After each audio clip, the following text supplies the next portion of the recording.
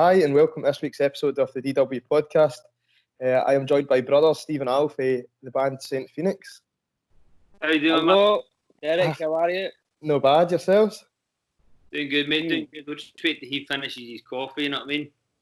Is that your first of the Just day, got to Steve? get my first of the day, mate. I can't get started without a cup of coffee, so had to get in there. What have you been up to? Looks like you're both stuck at home for the time being. Aye, man, it's mad pandemic going about, so just in the house.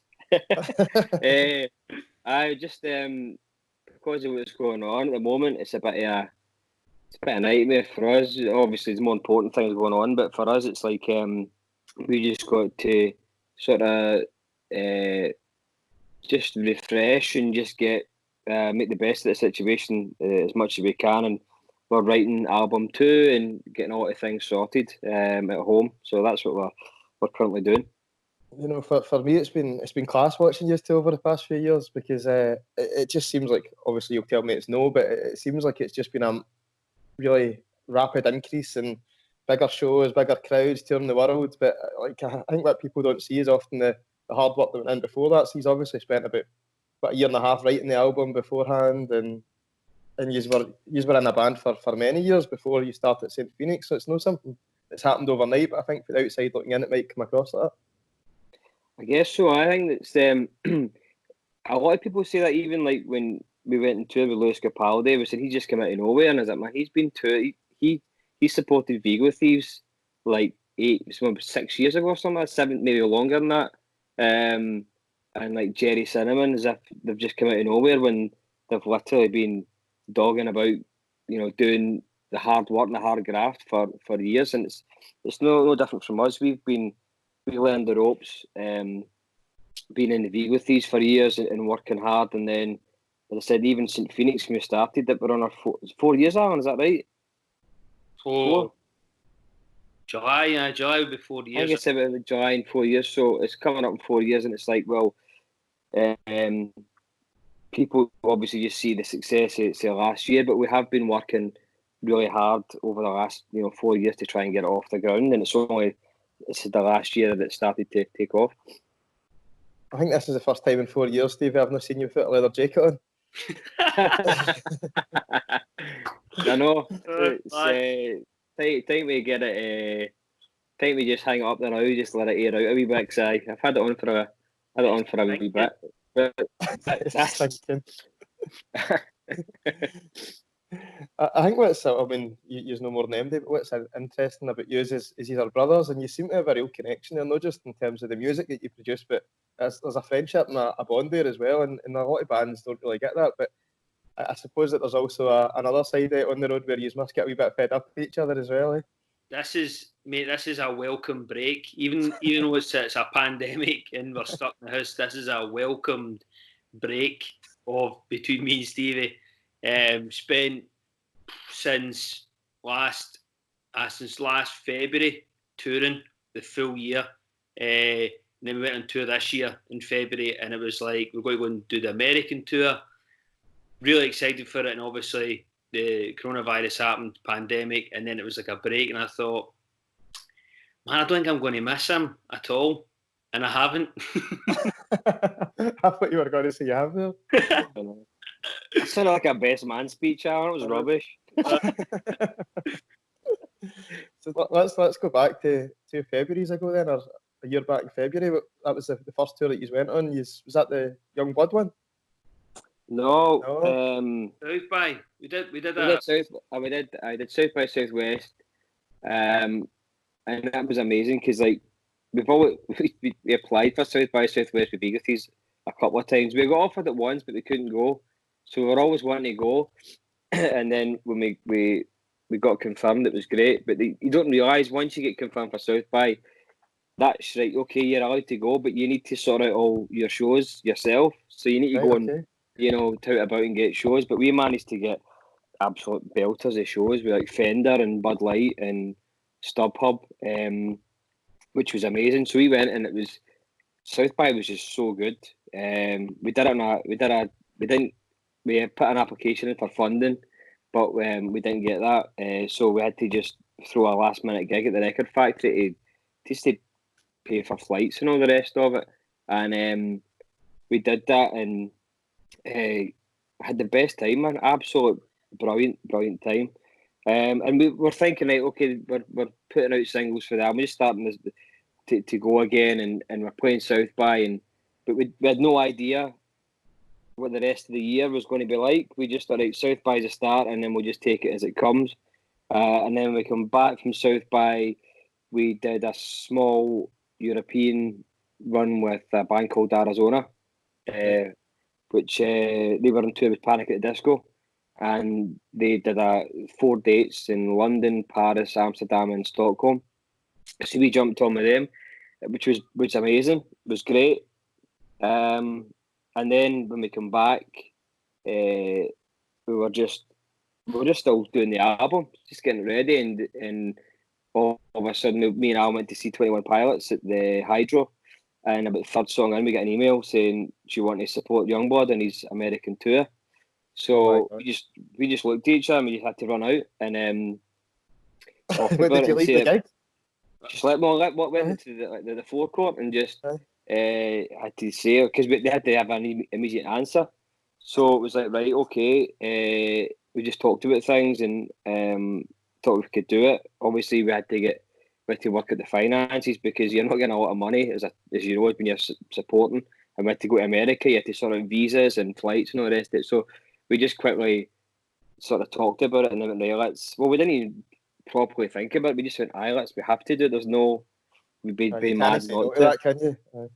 No, absolutely not. And then we went straight on tour with Youngblood. That's about a year ago the day. Aye. It's mental, man. Best time, like the summer tour in America was like insane. You think, like, see now, if you just see me go and do a 7-hour drive or sit in a van for 7 hours, it's a breeze, because America is just so big. Aye. But it was amazing. We did the good thing with the Youngblood thing. We had invited us on his tour bus, so which was. So you didn't have to take your own bus? No. So we got there, and he was like, before we got there, he's like, listen, you can either drive it or you can get a tour bus. So we've never met Youngblood before. We never we Adam, who plays guitar for Youngblood, who's Lewis Capaldi's best mate. We started talking to him for a wee while, like on Instagram. And Mikey, the drummer, he used to play on Waiting for Go, a band for Cumbernauld. Right. So the two of them are round about where we live. We don't really know them that well, and we weren't sure. If you see Youngblood, think, man, this guy's insane. Man, I don't know if I can cope being in a tour bus with him for 3 months. So, but we said we'll go, and we get there, and we get to Atlanta, man, and in fact, we're on the plane to Atlanta, and next minute, we're sitting next to the band Idols. Right. So we start just talking to them, and we're going through the customs queue, and we get stuck in the same queue, and we're just talking to them for ages, man. They're the nicest guys you could ever meet, man. The guy Joe was just the top dude. They were having a laugh with them. And then we went to the hotel before we travelled. We were playing Atlanta the next night. We were at the hotel after the airport, and then we were chilling it with Fontaine's DC. They were in the same hotel. And I just talking with them. This is a hotel called the Red Roof, and it's in a sketchy. The worst hotels ever. Is that a hellhole? Oh man, it's pure gangster, man. This boy Good job. I've got some serious street cred, man. I've got my ear to the streets, so I kept that safe. But it was mental. But then we we get to the venue the next day in Atlanta. And, we see the tour bus. I'm like, what do? We just walk. We're just like, there's and it's like must be about 33 degrees outside, and there's a queue of fans. It's about 1 o'clock in the afternoon, and it's stowed out just a queue. So we're just walking up, and then we see in the back there's this big security guard with a black wig on and these shapes. What's going on here? And it turned out it was Halsey, his ex-bird. So she's like one of the biggest. Have you lost me? Are you still there? We can hear you, but you're frozen your camera. Your nose looks even bigger when it's in freeze frame. Aye, so I'll continue if you're still with me. I basically Halsey was there. He's like, that's my girlfriend Ashley. I'm like, who the hell's Ashley? And I looked, and you know, you just see someone, you're Hello. Back in the game, Stevie. My Wi-Fi's so bad. What did I stop at? I'm talking about when you seen Halsey and you said, "All right, how's it going? All right, then."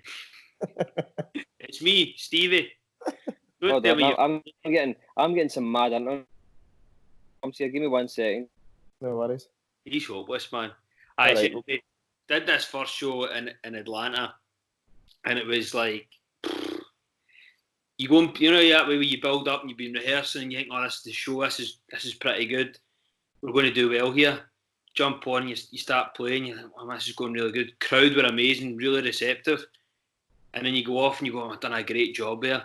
And then YUNGBLUD walks on, and you just start seeing him and you go, fuck man, we're a mile off. We kick up the arse. We thought we'd done really well. Okay. And I was like, nah, we need to up it. And it was just that you watch him, different acts, you know what it's like. And you're in a band, you sit and watch YouTube, different bands you like when you go to shows. But his energy and what his crowd like, you're just like, man, we need to get a kick up the arse. But just the most amazing time touring that America. That was like really found out who we were as a band, what we should be like live, the kind of flow, what we should be saying, the songs and all the rest of it. Yo. Yes. Sorry, I took it out to my phone, man. My thing was absolutely shocking. Sorry about that, man. Saying about the YUNGBLUD tour was amazing, so your story was cut out because you were taking too long. Sorry about that. The YUNGBLUD tour was fantastic, but then, what did you get up to, Alan? Well, I finished the story in Atlanta saying that, you know, Dom gave us a kick up the arse because we watched his show. Yeah. And we found out who we were as a band. Listen, no point in you being on this. Anyway, we played, so we did it in 3 runs. In the middle run, we played, he had his passport stolen. So, YUNGBLUD? Aye, so we were in, so basically what we had to do is 2 weeks on in May, 2 weeks off, 2 weeks on in June, 2 weeks off. Pardon me, in 2.5 weeks, 2.5 weeks on in July, and that was the tour finished. So did you stay out in America, or did you come back? No, because I had a holiday booked, right? I had a holiday booked, and I didn't want to cancel it, and it meant I had to miss a couple of days of this, my holiday. Right. No, in fact, it would have worked out. I would have got there. Maybe I had to leave a day early for my holiday, which was fine. But we got a call for our label saying, we're going to do this big radio thing in Kentucky, and you need to be at it. And I'm like, right, okay. And it was costing a lot of money to do it. But they basically bring every major radio producer and DJ for all across America. They bring them to Kentucky, and they get the new up and coming bands to play. And so like Jack Saunders and Annie Mac and all that for America just come to one place. Right. So right, cool, okay, we'll do that. And I leave. I was on a cruise ship, man. I left the cruise ship, touched down in London. I get an email saying YUNGBLUD's lost his passport and he's going to have to cancel. And I've just left my holiday, right? So I think now I'm going to go all the way to play this Kentucky radio show. It's just a disaster. So anyway, we get fly over there. Basically said they're going to cancel Vancouver, Seattle, and Portland. Right? They were the first 3 dates, but they're going to hopefully get something sorted so we can do LA and San Francisco. So we went anyway, and my flight was delayed, and thunderstorms and stuff. And by the time I get to there, I managed to make the radio show. Must be about half an hour or something. I got there early, and that was it. 20 minutes to stage time. So me, John, the guitarist, and Greg, is front of house, were there. We were setting up, and I was like, "It's a storm, man. There's a storm outside, man." And anyway, we were playing in Kentucky racetrack, like the Kentucky Derby horse racing. That's brilliant. Playing in a steak restaurant. That's what it was. A steak restaurant. Aye, staff set up. And I forgot about this. In walks Stevie. 15 minutes to go. I was like, right, you better get a warm up. Let's get ready to go. And he's like, what the heck's going on here? Anyway, go and play this. Halfway through the set, when we're playing a song called Sorry, the bass starts coming in, and there's a massive, it must be like 3 metre by 3 metre panel on the roof, and it just comes down. This girl's eating her dinner and just smacks her right in the head. Both. Boxer. I'm singing, I'm sorry. And she's been blocked. She's been blocked out, man. She's completely kicked, man. So we had to stop. Make sure she was all right, and then I was a bit. But the mad thing is, man, she was like executive producer at Disney or something. Did did music for films. Had all these crazy folk there, and we had knocked her out. So we're not going to be in a Disney film. No.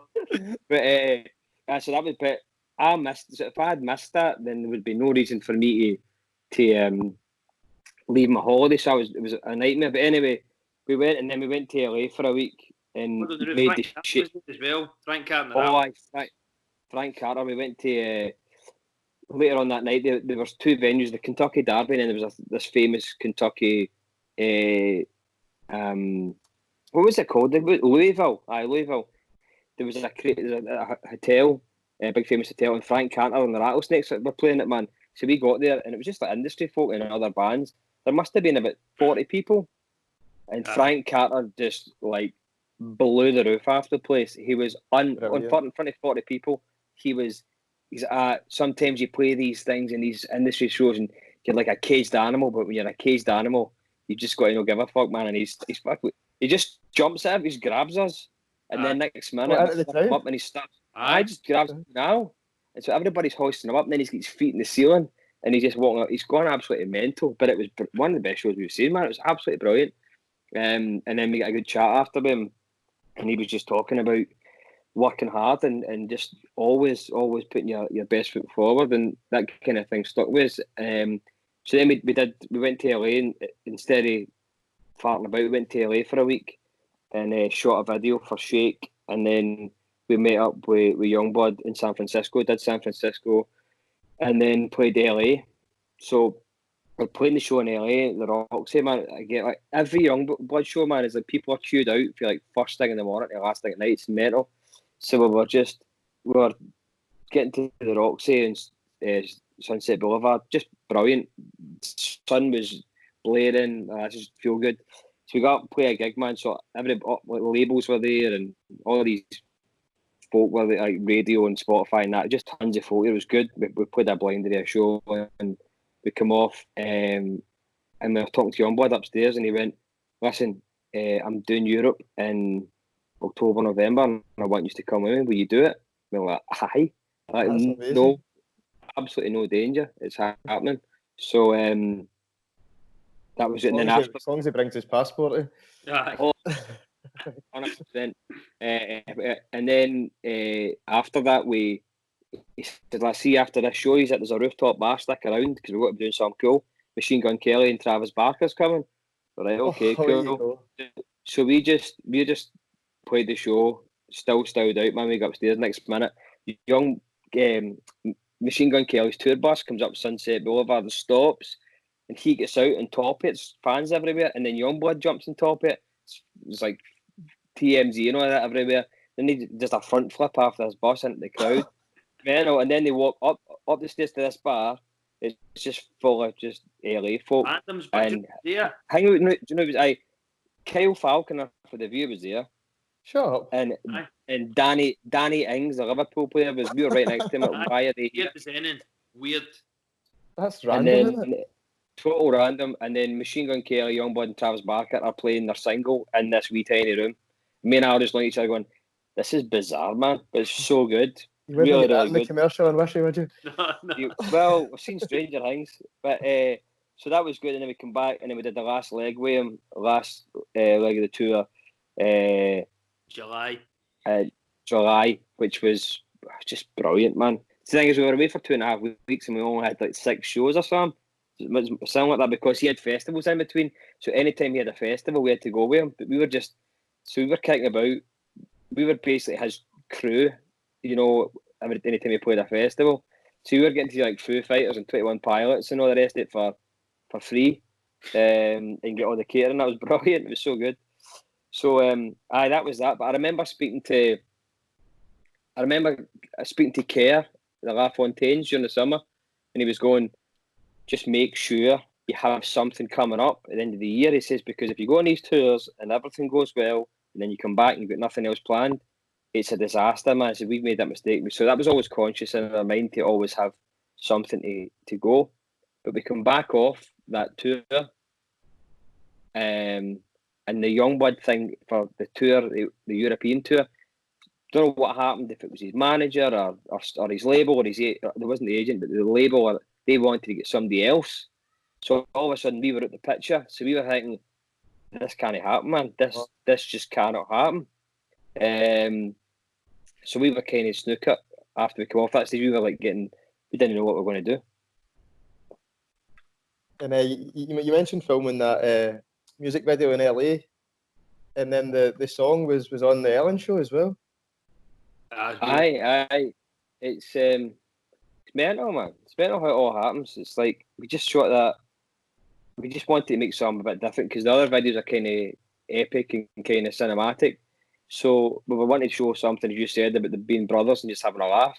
Yep. So we were down Santa Monica Pier and down the Hollywood Star Walk and all the rest of it, and just having a laugh. And then that song, well, me and Anna, we're published by an American company in LA called Atlas. So I think they must have been just shown songs about it, and they liked it and they used it. So that was on the Ellen show as well. So that was kind of cool. That's amazing. Absolutely brilliant. We're doing that video though, Derek, because we were in, you're walking up like Santa Monica Pier, and we've got this, got a speaker, and you're jumping about and all that. Do that in Buchanan Galleries or Buchanan Street or Argyle Street, you'll get nobody batted an eyelid. Just like, you're joking. No, I'm just so used to it. Must be normal. This must be normal. It's like, I don't feel like a fanny at all. This is brilliant. That's class. I feel like a fanny.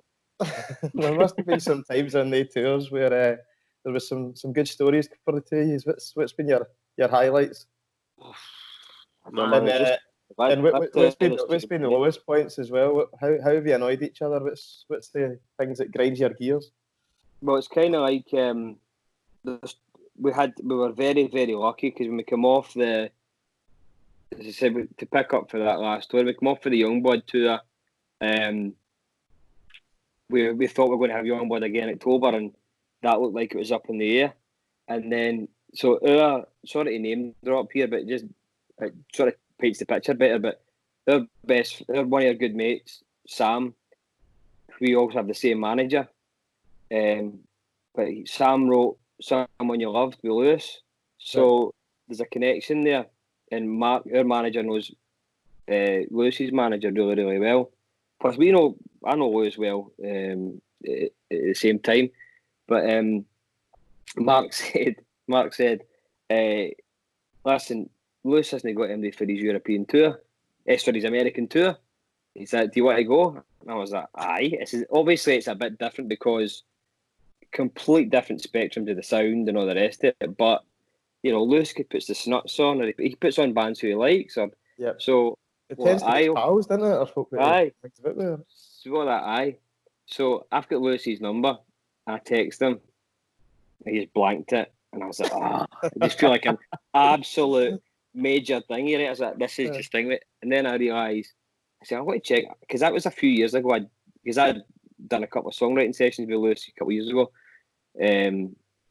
But I think maybe he's changed his number. So I said to Adam at YUNGBLUD, I said, listen, is that Lewis's number? He said, no, he's got a new number. I was like, all right. So I text that. Aye, so I text that. No, I blanked me again. Right, so I'm saying to my manager, I didn't want to text him. I said, I shouldn't be texting him, asking him to put my hat in the ring. See when you're in the music, you know what it's like. You have to do that. You have to ask. You have to network. But I did it, and I'm like, he's not got back to me. I just feel so embarrassed, and I don't want to be that guy that's saying, "Can I do this? Can I do that?" But we were about to release a single, "Sorry," and we had gone through thinking we're going to release songs. We're going to have the YUNGBLUD tour coming up October, and then the album. We've got a good run of things, but now we're thinking, well, there's nothing, and we can't go and release. We can't really do a headline tour because we've not released the album yet. So we were sort of just catch-22. So we didn't know what we were doing.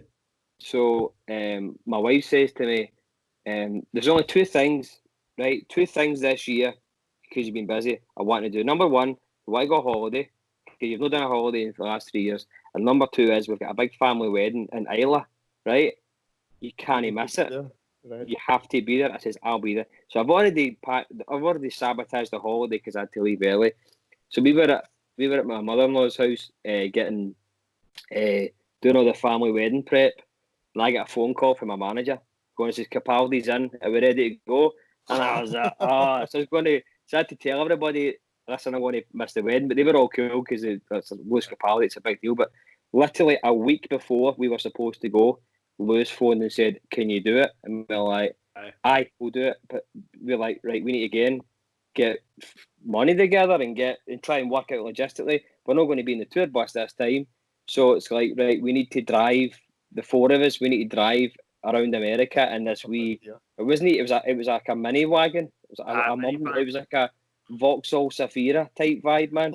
So we had to... See, to be fair, just to balance, see, when you, like Nick Laurie is PM and you've got Scott's Magic previously, we've done with Vigo Thieves and all the rest of it, and Scott and Nick had messaged, said, listen, there's no space on the bus, but we've got a truck, the production for lights and the rest, stick all your gear in that and it means you can get a car. So I was like, man, brand new, so it'll save you some coin as well. I was like, brilliant. So we're literally 4 of us cooked up in a wee minivan following behind this bus, 14-hour drives a day.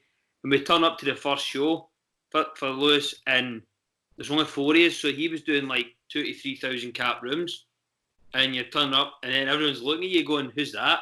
There's only 4 guys there. And you're just like, 3 are on stage, and we've got a sound guy. That is it. That's all we can afford, man. Yeah. Shoestring budget, but it was awesome.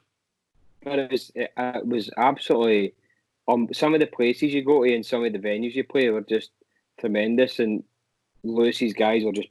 Lewis and everybody were just brilliant. I mean, second day there, we're playing second show Austin, and we're setting up in Austin, and Lewis is at his... here, by the way, do you want to go to NASA tomorrow? So what do you mean? I've got a special invite to go into the back, to get a tour in NASA with astronauts and that. You want to go? And I'm like, aye. So we drove all the way down to where was it? Houston? Was it south of Houston? Aye, Houston. It was. And we did NASA, man. With this, we like astronauts and stuff. I'm like, this is just brilliant. That's unbelievable. So, but the whole vibe with Lewis. I mean, we were on tour with him when he was just about to be announced number 1 in America. Oh, so it was just amazing, and they took care of us, and it was just going from strength to strength. We were doing a lot of radio out there and just building, man, and just doing the same show as YUNGBLUD thing, gathering fans and just getting everybody going. It was great. And then halfway through that tour, YUNGBLUD phoned us and said, listen, he's doing Europe with me. So I was like, brilliant. We're in. So we come back for 10 days. Back for 10 days. And then we were away again across Europe for 5 weeks with YUNGBLUD. So when we come back, we quite refreshed, we chill out, and then we were away again. And the European tour was just, I mean, the 3 tours, well, we did the whole year last year was just unbelievable. And the way to finish it off with the European tour was just played Brixton Academy, 5,000 folk there when we played it. That was insane, man, insane. And so like you say, you were maybe saying, the music's maybe not the exact same as Lewis's, but when you're out in America, I've seen photos you were putting up on Twitter and Facebook and Instagram, that it seemed like the crowds were really taking to you and queuing up before and asking for photos and selling merch and the whole whack. The funny thing is with the merch thing, you sell merch, sell t-shirts and stuff, and you don't really realise the power of it when you're kind of a small band.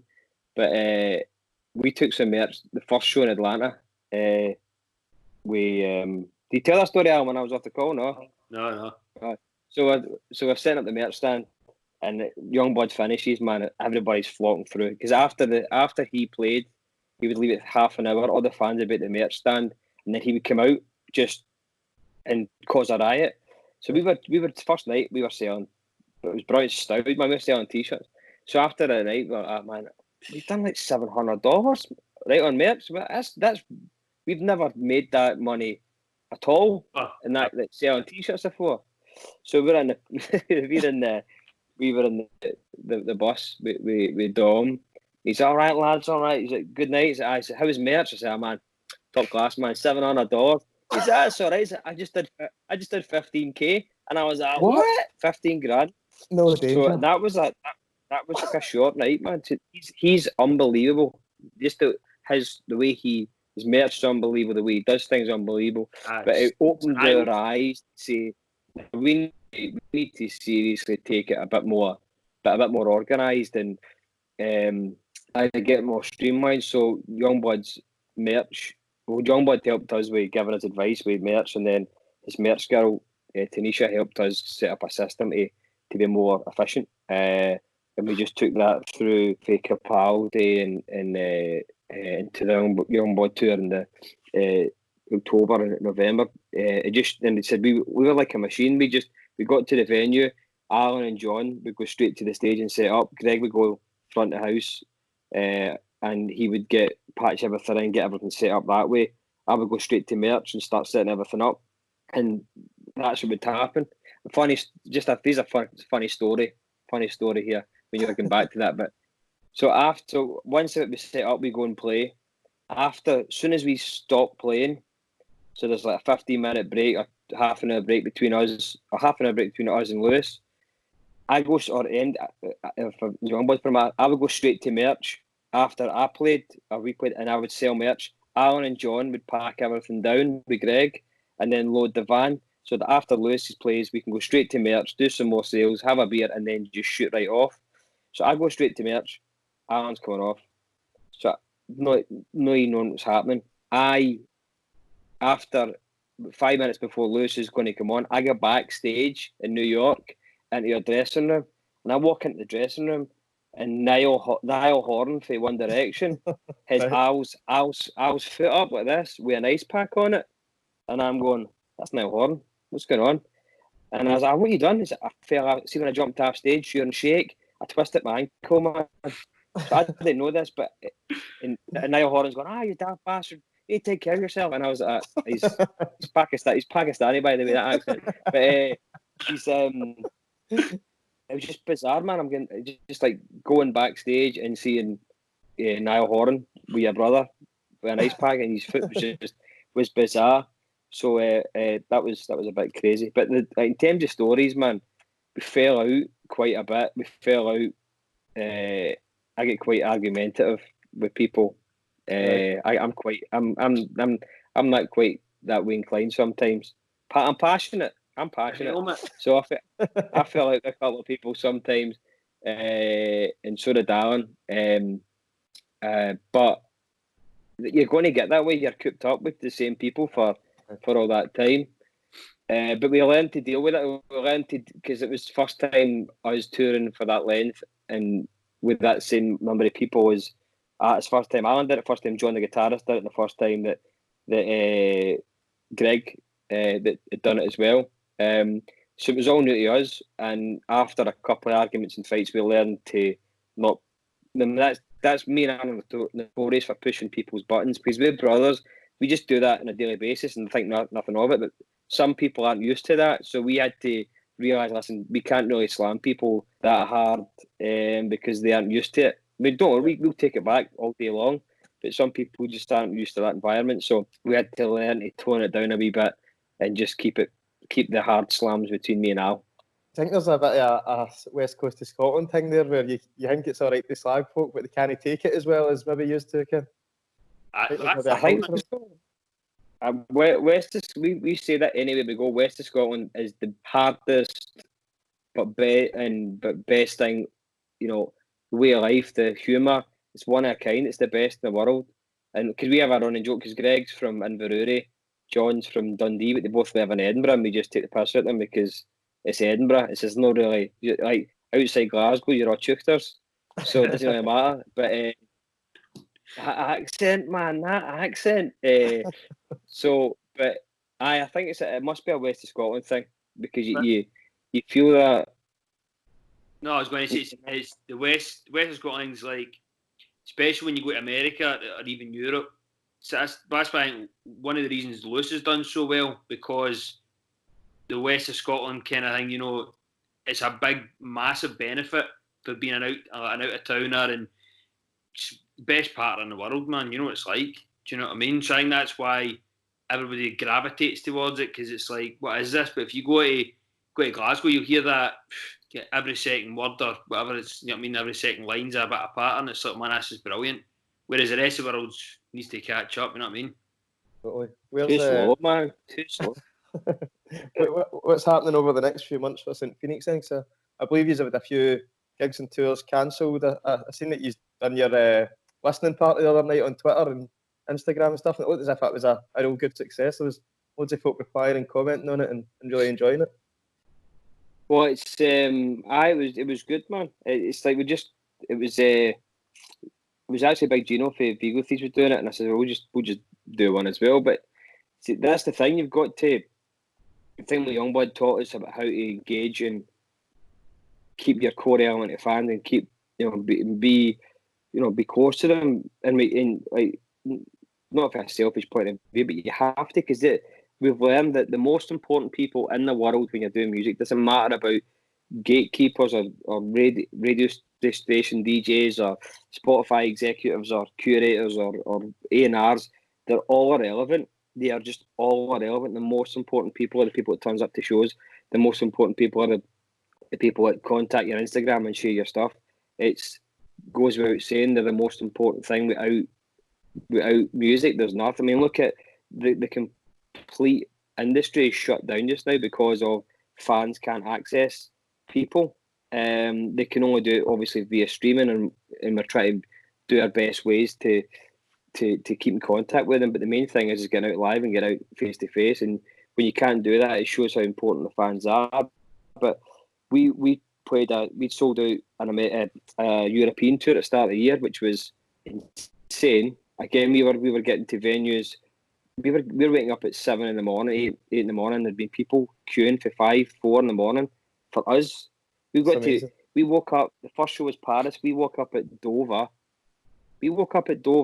To get the ferry, and there was folk outside Paris waiting on us. And we get there, and we're like, this is because it was sold out. We're thinking people will just maybe show up an hour before things. We get there, and people are stowed out every night. So we were making sure before the show we load in, we do the merch right good. We go and see the fans for half an hour and go and get pictures and speak with them, and we do the same after, because it's so important. It was amazing.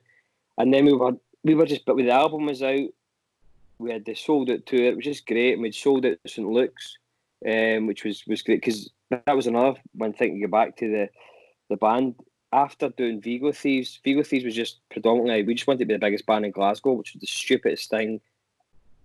I actually, when I listened to myself back, we just, because it was us, the LaFontaines and Fatherson, we were coming up at the same time, and we're all at the same level. At one point, we're all doing the Archies, and then we're all going to do the ABC.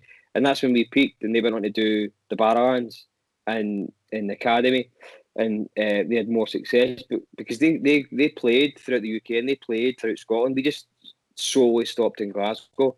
Daft idea. With this band, because we had asked so many people all the time about Vigo Thieves, we thought we'll just leave Scotland. We'll just leave it. We'll not do anything. And we'll just be a band. And that was coming back to Glasgow and selling it out. Was doing St. Luke's was unbelievable for us, because we never really properly, tried to force folk to come or sell tickets. I mean, we did everything on all the tickets done online. It's like sometimes you say Vigo Thieves gigs, it was like they geese 500 tickets and you were out door to door. With this one, it was like, no, we did all the tickets. You've lost them again. See that Wi-Fi has there? I'm telling you. You still there? Aye, we're still there. We're just wondering if your dial-up's still working. I don't know what's happening, man. I've got my hamster's in its wheel, man. It's right breath. Take a fag break. Stevie uses AOL. This used to get for a free week of Wi-Fi. Is that right? Is that right? What's your Skype username? Jukes316 WWE. Very good. Anyway, but Stevie, I think it's fair to say that almost, like it's more of an achievement because you've bypassed that Scottish scene and you've done it yourself rather than relying on, maybe DF or other promotion companies to try and push it for you. You have went and done your thing and then came back and says, look, this is what we've done. We've achieved X, Y, and Z, and we've sorted this out in our own merit. Well, that's what we want to do, man, and that's solely what we really feel is necessary to be a band. Is you look at the Killers, or you look at Kings of Leon. They came to the UK first when nobody would touch them in America. Look at YUNGBLUD. YUNGBLUD get rejected through every major label in the UK. Went to America, played school night, smashed it, got signed to Interscope, smashed it over there, and come back. So that's what it takes sometimes. And we thought we'll just be a band, because we can go and sell. That's the thing. The pain in the ass is we had this American tour booked with South by, and obviously that cancelled with coronavirus. We had Transmit. We had Rockam. Well, we're not announced. We had Rockam Ring. We had Reading and Leeds. I maybe just dropped the bottom. Reading and Leeds might go ahead, but we are playing it. But I've not announced it yet, so it's exclusive. But we've got other festivals that are going to be dropping. Everything's dropping like flies. So like that's all not going to happen. We've got this tour in September, October, which is like we think it's going to go ahead, but you just don't know. But the good thing for us is going to that touching on being outside Glasgow. The Milkweg's 600 tickets, and we're hoping to sell that out. But if we can say we can sell 600 tickets in Amsterdam, that just blows my mind. It's insane. Yeah. Or go to Berlin and do 500 tickets. It's insane. So that kind of thing, it doesn't compute in my head. But when you actually go there and you see it and people are there and like it and singing all your words, it's basically what we've been building to do for day one. And I guess that's what bands coming up now should really aspire to. Yes, play in your hometown, yes, but do as much as you can to get out, because that's the most important thing, is reaching other places and growing. After rehearsals then, before you go on tour, do you sit in the house and practice your autographs? You must have get named into a tee. We had to sign so much stuff, man, and then with the album and CDs and all the bundles, and I had to sign all that stuff. But you can do it with your eyes closed, and it's dead easy. I get such a buzz for just seeing when there was so many Saint Phnx pages on Facebook and things where it's like Saint Phnx fans Prague or Saint Phnx fans Germany or whatever, and I get a buzz seeing how much of a reaction you are getting abroad. So I can't even put into perspective what it must be like actually for you as being there firsthand and folks singing the words back to you. And do you know what's the weirdest thing? There's from all the fan groups, they've set up a WhatsApp group. So there's like 130 people in this WhatsApp group, and they're all for everyone. All gets people from Brazil, America, Mexico, all over Europe. I think there's one lassie from Thailand that's in it as well. But they're all talking about Saint Phnx like crazy. Now, one girl we met, they've capped it. They've capped it so that basically there's 100 people in the group, but that's 100 max. They don't let anybody else in, and you have to be. Their criteria is you have to be hardcore Saint Phnx to get in the group. And if you don't talk on, if you don't contribute in this WhatsApp group, you get chucked out and they get somebody else in. But they all go nuts, man. Saint Phnx fans. Aye, it's so bizarre. But it's good, man. I think what we found out last year was, and this probably goes with any type of band, and I think you get to see where you went wrong in the past, and it's a bit obvious because everybody wants to try and be cool and try to be, do their try to be like 1975 and inconspicuous, or have a bit of mystique and do black and whites and do that. And it's like, see, really find out what is good, find out what your thing is, right? Find out what that thing is, and see when you find that out, amplify it. So, for instance, Lewis, amazing voice, funny as fuck. So just do your songs, use your voice, and then see on social media, be yourself and be funny as fuck. Sky's the limit. YUNGBLUD, he's got that, filling the void with the young, sort of emo, misunderstood, that kind of My Chemical Romance, that kind of vibe, and he knows what it is, knows exactly what everybody wants, bees himself, and just it's an extension of himself, amplifies it, and then goes. And the same thing with us. That's what he said to us. He says, "Well, you guys are brothers, so this might sound daft." He said, "But sometimes you go on your page and I wouldn't know your brothers." So that's what we need to amplify. We need to amplify that we are brothers and it's family, and that is it. That's what's made us grow. Is thinking, well, our thing is make good songs that we like, and then just be yourself. In terms of our whole thing is making people feel good, making people laugh, and showing everybody, you know, what it's like being in a band with your brother, but also your best pal. That is your thing, and I guess that's what we want to amplify and use, and just be honest in yourself, because we're not the coolest guys about, and we're not trying to be the coolest guys, but we're just trying to have a good time and make people feel good, and hopefully that means that we can do this as a living. That's the goal. I love the fact you touched on family there, because what I think is brilliant, and I'm always chuckling about it, is when you get your dad on social media as well, and you even made it into the most recent music video. Oh, well, I've got more stories. But it's my dad is our dad's the reason why, you know, we're doing this. The support he's given us for day one. He had a warehouse, letting us use his warehouse to rehearse. Just giving us the support and the confidence, and always being at every gig, always helping out. And the thing with this, the reason why we're close is because we all used to work with my dad. We were all, and my sister, and we were all working together. That's why we're close. And we stopped working when Saint Phnx started to take off. We stopped working with him, and he's obviously felt a wee bit, where's my boys gone? Do you know what I mean? So the bizarre thing is, so we got to Milan with YUNGBLUD, and we said we'll take my dad for a couple of days. He can come and sell merchandise, because he's going like that. Listen, lads, I sell, you can't sell. Let's see your spreadsheet.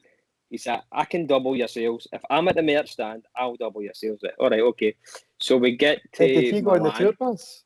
Aye, so in the European tour, we weren't in YUNGBLUD's tour bus. We're in a van. But my dad flies to Milan, so we pick him up, jumps in. We get to the venue, right? Same again, styled out, brilliant. Get to the backstage. My dad's going to catering. My dad's like, this is brilliant, this is great, lad. We get to the dressing room, filled with beer inside, a big bottle of Jack Daniels. Oh boy, this is a life, man, right? Next minute, like, where's Dom? Where's YUNGBLUD? And he's the two man's that he's with Anais, which is Noel Gallagher's daughter, right? Right, okay. So she's kicking about, like, okay, no bother.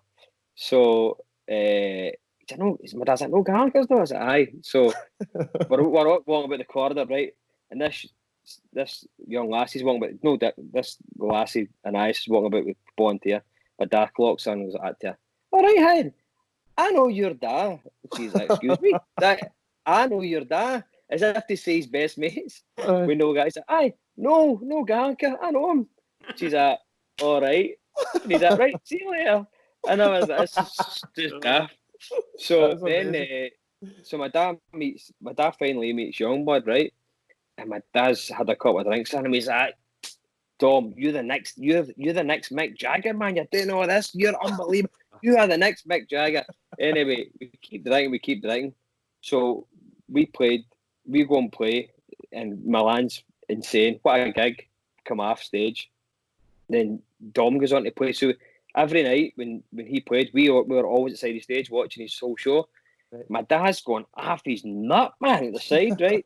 So Mikey's playing drums and he's looking at my dad, and Mikey's going, what's going on? He's going to come on stage in a minute. You know, we had to grab my dad and sit him down and say, Dad, just you ever seen the Lemmy sketch with the kid Dad? He's like, that was my dad, man. That was my dad at the side. That's amazing. He's going absolutely. So we had to calm him down. After the show, who's the first person that YUNGBLUD sees coming off stage? My dad.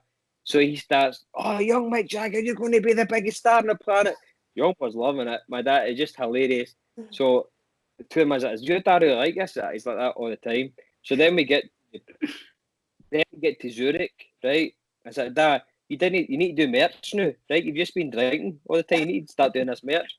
So we've got this system set up how to do the merch, right? Small, large, extra large, bump, dead, streamline. Set the merch up. We're playing. I got straight down to merch to help my dad out, right? I go down to the merch stand. It's like a tumble dryer, man. It's a big heap of t-shirts. He's like, where the fuck's this? Where the fuck's that? No selling anything. Then after that, he's trying his t-shirts sale. He starts holding up the queue because he's asking people for selfies and that. So I said, "Nah, you need to calm down." So then we play Warsaw the next night, and after that show in Zurich, Youngblood said to my dad, "Bertie, I love you to bits, man. I want you to come on stage with me in Warsaw and sing a song." My dad's like, "What?" He said, I want you to come on." He's like, "Which song do you want me to sing?" He's like, "Waiting on the Weekend." That's it. No bother. So we've got an 8-hour, in fact it was in Prague he said it, so we've got an 8-hour drive from Prague to Warsaw, 8-hour drive. So my dad's sitting with his earphones on and a pen and he's learning all these lyrics, 8 hours, right?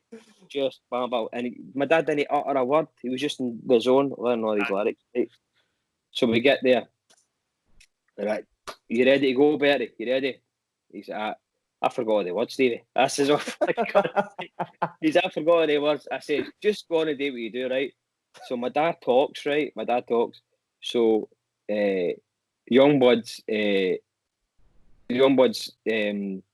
tour manager comes over and goes, "Bert, we've got a curfew here. We've got everything planned out. We know the show's like meticulous points in it. Dom's going to ask you to come on, right? You go straight on, you just sing, and when you stop singing, you come off. You don't talk, you don't say anything. You grab the mic, you just go." My dad's like, "No bother. I've got this. I've been born to do this. This is my time, right?" So next man, one of the guy, Will, the crew member, comes over, gives my dad a microphone. "Right, Bert, I'll switch this on as soon as you go on stage. Remember, please don't talk. Straight on, do as Dom tells you. No bother. Just sitting for on the stage." Youngblood's like, "Right, I've got a very special member of my family that I want to bring on here, and remember the support band Saint Phnx. They've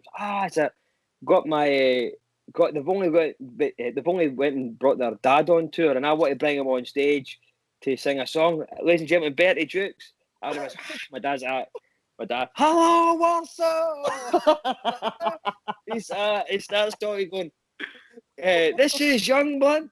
Well, I am Old Blood, and we are blood brothers." And me and I'm going, "Oh, Dad, shut up, man.